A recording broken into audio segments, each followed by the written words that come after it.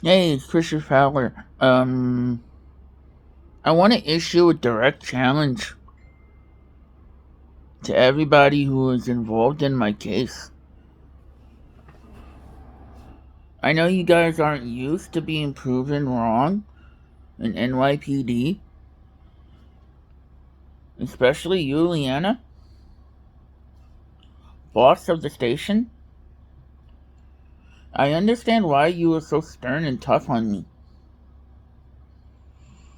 Raising surrogate kids, I had to adjust. Well, put it like this. One of the things I learned was violence wasn't the answer.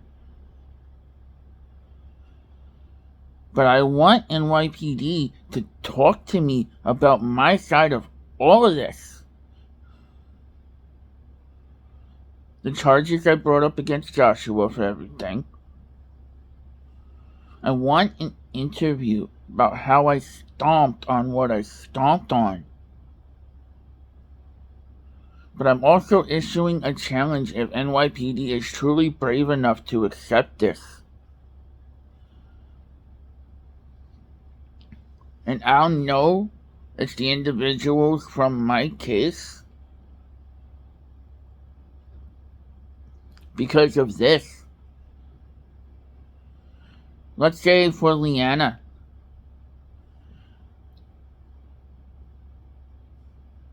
You can have let's say a dummy YouTube account only just to keep tabs on me.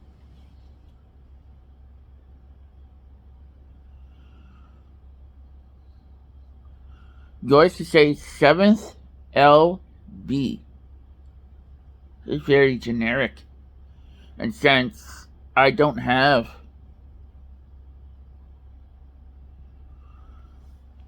subscribers like that, I won't have to question it. I look at it this way. If your job is to be thorough, then be thorough. I'm challenging this. I'm challenging you. So I could prove you wrong. You were lied to and manipulated by people around you. And I deserve redemption and a chance to prove you wrong. Walking in on the scene of a crime and being bullied because I don't look like them. I don't act like them. I don't want to be a gangster. I just want to be me. And I wanted to be left alone. That's why I used to violate people. It wasn't just vigilante work. They started all of that. And with the way co-leaders used to be, if you went and told the teacher, they weren't going to do anything. There was only two teachers in co-leaders that actually cared about me. Miss Henderson and Miss Hickey.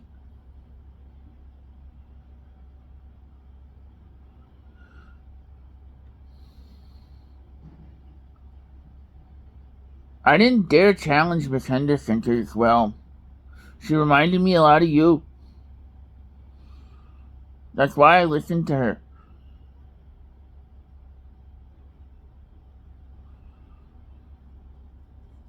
Again, she didn't have to actually touch me to get a point across. The only time where you actually had to use any kind of physical force was to tap me on the side of the cheek. And wasn't even hard. It was to snap me out of the mode. I have to learn how to not go into that mode. I have to know what the triggers are. And one of them is that Punisher skull. I'm challenging you to go to the maintenance office for the Easter holiday that Sunday. And look at the video of me tearing up that gray Punisher shirt. It was a big trigger symbol for me. I have to learn not to rely on that. This is a direct challenge towards the 7th precinct. How would you guys feel if you were taken from the only people who cared about you outside a cousin? I've had to learn the hard way that my family didn't care about me, with some of the things I'm coming to realize. That if I didn't live up to their standards, it was their standards, not my own. You can tell when I'm full of shit, Leanna. You know I'm not full of shit right now. I don't know who came up with the crap lies that your family was abusive towards me. That never happened. You know, love taps and stuff like that, that's different. That's a whole different ballgame. I wasn't used to rules. I just did whatever I pleased. I've really truly learned a lesson from this. When I hit my head in Bellevue, when I hit the floor, when I mentioned about the gates, I've also seen hell before. It was scary. If it wasn't for my expertise in demonology, I wouldn't be here.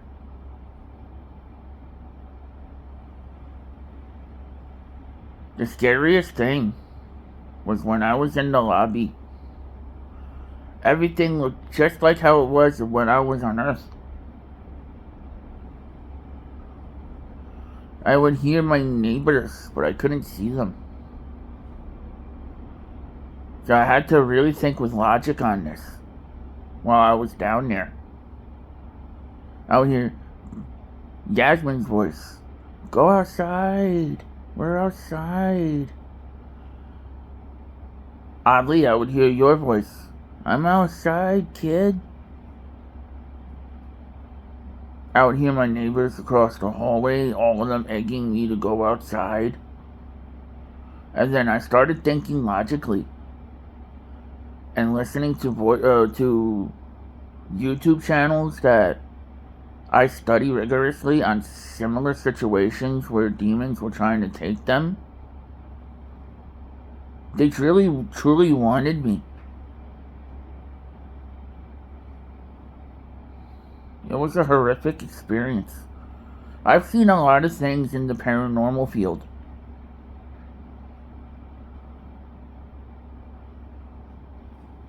That taught me about my actions having consequences. Granted, it took a while to really fully absorb that lesson. Going towards the end of it, before I went upstairs, and then I woke up back to this world, I would hear, "Where are you going?" I had to learn to ignore it.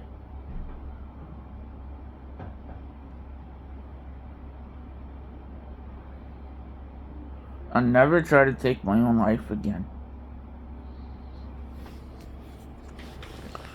I will never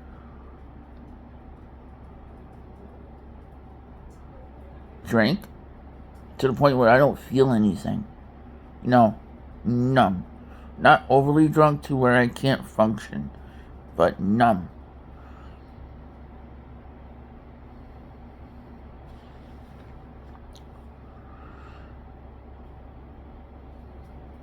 God had to teach me a lesson, which is why I'm able to remember the exorcism. And that very rarely happens. That's my dog, don't mind her. She's a pain in the butt. So, yeah. I really truly learned a valuable lesson.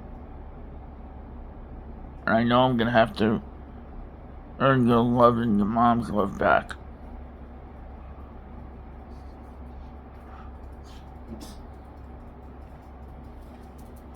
So, there's one thing I noticed about you when people ask you your feelings towards me. You go silent. And in the world of psychology, that's hitting the nail on the head. That says it all right there.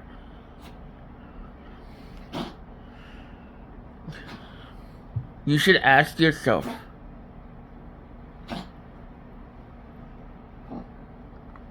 and everything we've been through, you're the only woman that's ever made me smile, legitimately. Like, I would never treat you the way these men have treated you. And knowing that I've known some of your boyfriends, so I can truly say with legitimate experience, they fucking suck.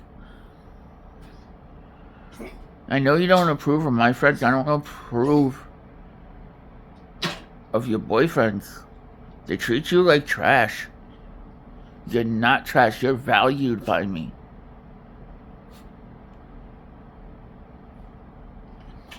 I think you should accept your feelings for me. I know I'm gonna have to earn everything with you and the station. But you can tell when I'm legitimate by the fluency in my voice. I deeply love you, and I never got a chance to tell you. That's what all this was truly about.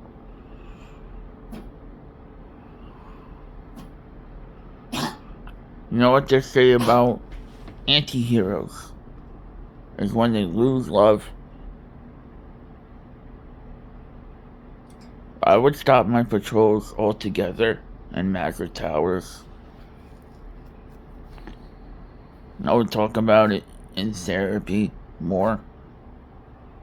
There's just things that Shango had me do that I will not talk about online. But I would talk about it with you in person.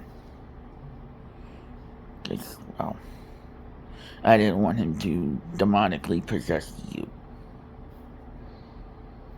I did what I could to protect you.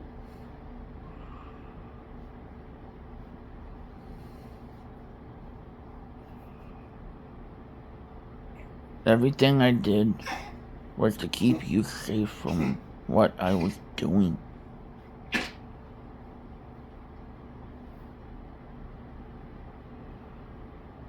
You should ask yourself, do you want to keep repeating the same cycle of bullshit with these men? The same cycle.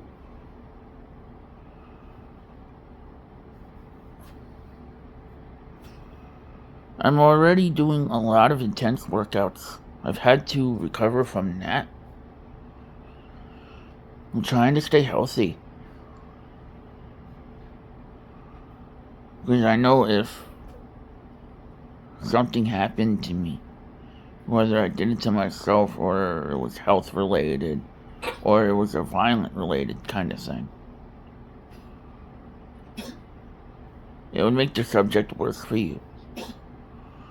The reason why you hesitate to say your feelings is the same reason why I did, is because we were yanked from each other.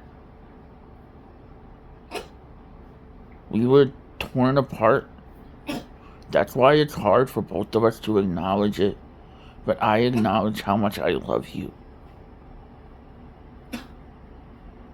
Think about that. We were pulled away before we had a chance to fully acknowledge that as teenagers. You would still very much be in charge. I wouldn't even question that.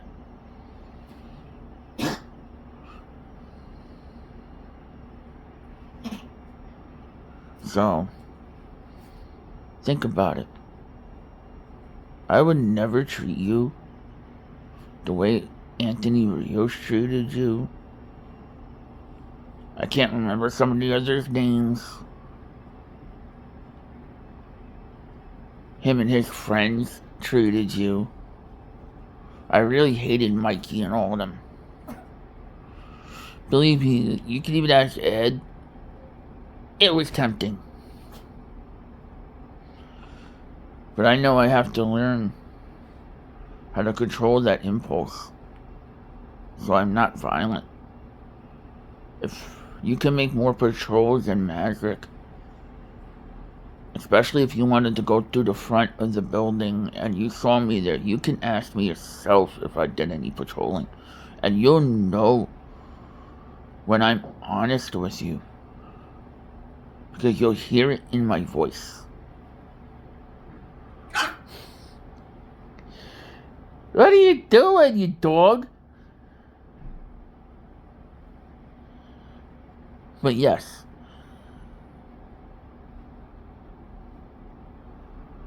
I wouldn't treat you the way these men have treated you. Ed has told me over and over and over again about the Christian button when they cross it. And I saw it myself. I have the same reaction when people touch that boundary with you. My own birth mother says you hated me. And she uses everything against me that we went through. She lied to you about me. These people I beat down lied to you about me. Not just that, the police officers who didn't even bother to talk to me. But, hey kid, we need to have a conversation. Why are you being so violent? Why are you being so ruthless towards people? Talk to us. Where was all of that? But instead, people are taking down complaints about me and not even talking to me. How would you feel if you were on the receiving end of that? And you yourself, as the boss in the situation of the 7th Precinct, who in all honesty, you should have known better that because it was me, you should have spoke to me yourself. It's not your fault. Nobody saw any of this coming. It's not your mom's fault. It's not my fault. It's not your fault. And I'm certainly not blaming the officers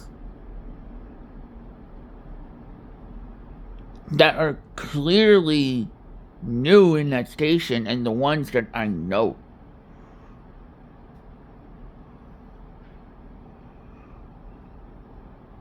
You're my babysitter, my best friend. You should talk to me first before anybody takes down criminal complaints. You have an investigator's mind like I do. When it comes to me, I think you should be a little more thorough than that. Instead of listening to somebody else's bullshit because I happen to have done a better fucking job than they did. I'm not talking about the delusional parts of things. But I meant what I said about I love you. I love you for your faults. I love you for who you are. I would never violate your privacy or boundaries in any way.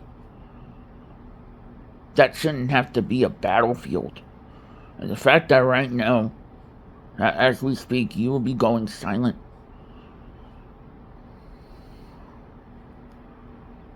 I wish you would come to terms with how much your boyfriends have all sucked.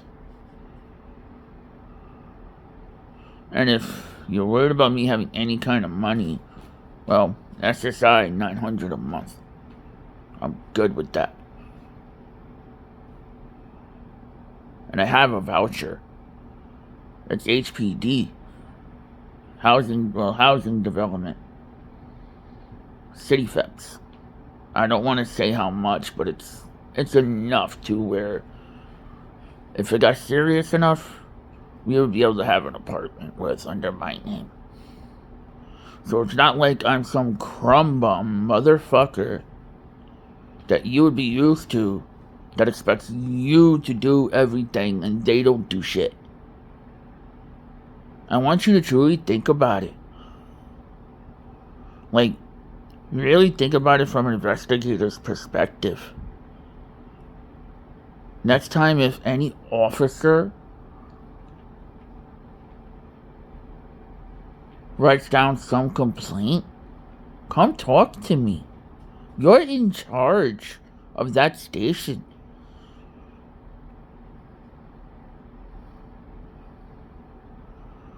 You should be able to hang out in front of that building and say, this is my brat, so it's okay that we talk. Instead of you running inside because the dipshit only wanted you for power and how you look. That's wrong. And the fact that he laughed at my suffering when I told you that I didn't allow myself to feel anything. Well, I was right about that. I didn't allow myself to feel jack shit. No sense of love, which is why I showed no remorse for my actions. This is really only the beginning of my therapy, and for somebody in your position, with some of the horror that you've seen, I think you can stand to have a man that's going to care about you, that's going to listen to the cases that you go through, about how much it scars you. Just believe me, I've seen just as much horror. Yet remember, you know the name Maverick. Jason, my neighbor, his sister, excuse me, that's the concussion. She started to talk about what was going on between us. And the fact that you would go silent, I didn't mean to do that to you. I know I have a lot to atone for, but you have to give me the chance to atone it. That station has to give me the chance to atone it.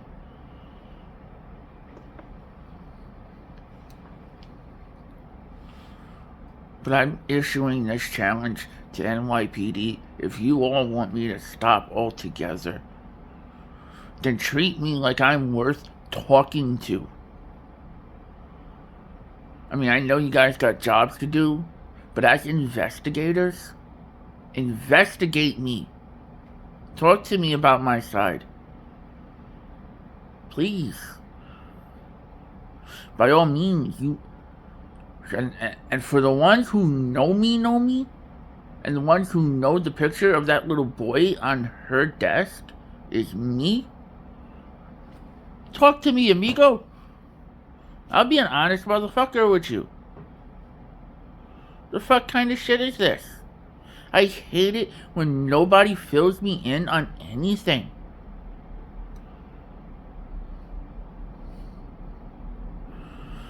So, just look at it from an investigative standpoint. I'm not one of those predictable kind of men that don't learn from their stupid mistakes and their bad choices in life. I know I'm still going to have to earn it back with you and well, as far as that's concerned, my real mom, Diana. From what I've heard, she's not really a social media person. Kinda can't blame her. But I want her input on this too. Why did nobody try to stop me from any act of violence that I was doing, knowing that you all were watching? And you all knew Shango was a problem. I don't know if there was a restraining order, but think about it. You're a policewoman. You could have easily have spoken to any judge that was involved in what was going on at this particular time. After you spoke to me about my side. So this way the restraining order could have been removed. I learned a valuable lesson about violence not solving anything. It's intelligence that solves the problem.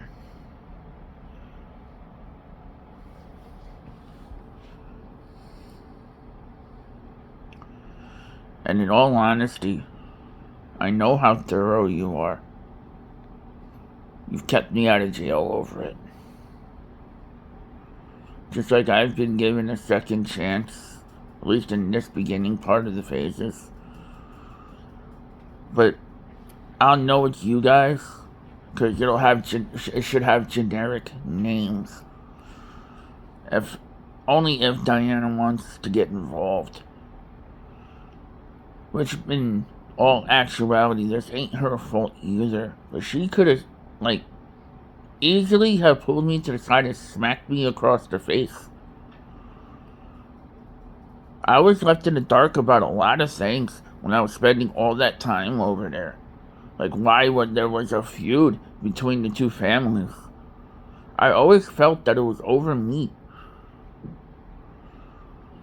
And I'm going to tell you how I hacked your mom's computer the first shot.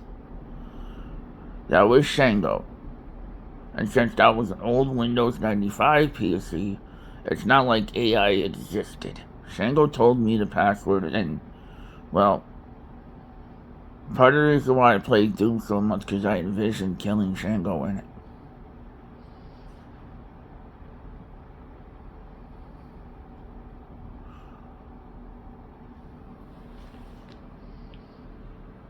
I always found you to be my soulmate. That's why I always obeyed and listened to you. It never really gave you much trouble.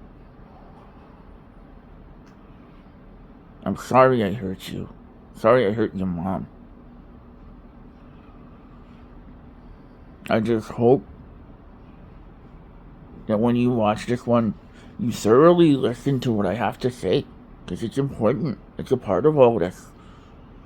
How would you feel with no cops or anybody stopped you to make you say, hey, kid, we don't want to put you in jail. I broke bones.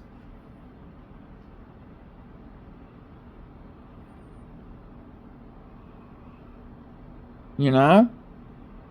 I really violated a lot of people.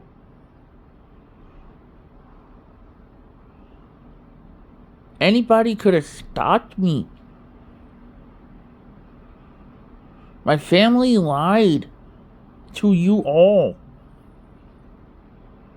And I deserve redemption.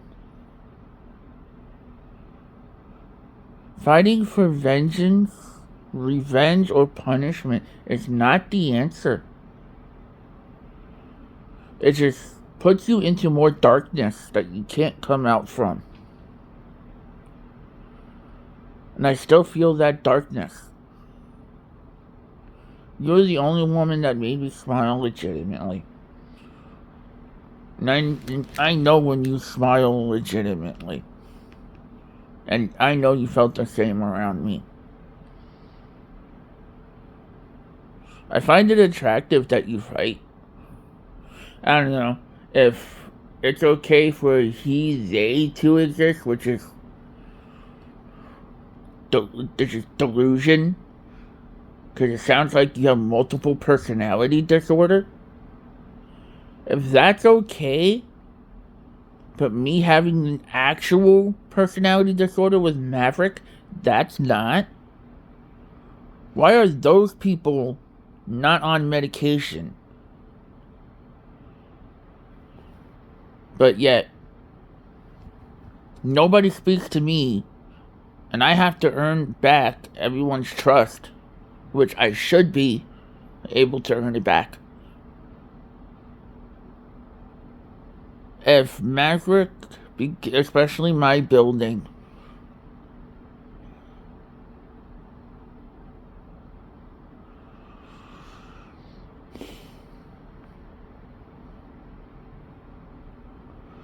the reason why my motives were the way they were, because I didn't have you in my life anymore.